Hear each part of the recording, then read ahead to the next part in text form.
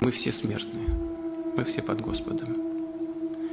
И мы когда-нибудь из этого мира все уйдем. Это неизбежно.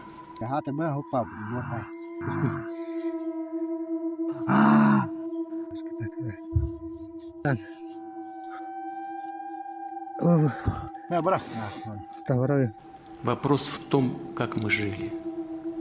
Некоторые ведь живут или не живут непонятно, и как уходят от водки там или еще от чего-то.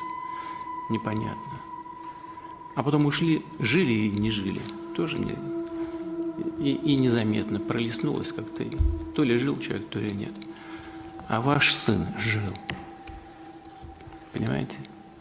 И его цель достигнута.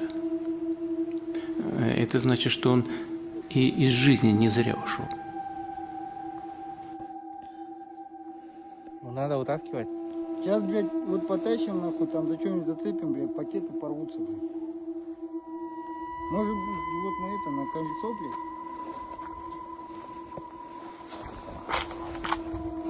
Там 2 пакета, могу еще, там 3 у нас есть. 3. Целый? Да, целый. Давай, сейчас под...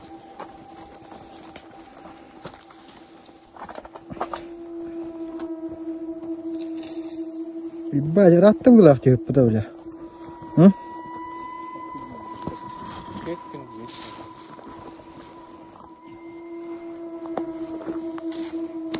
А мы жертвы агрессии. И мы как мученики попадем в рай.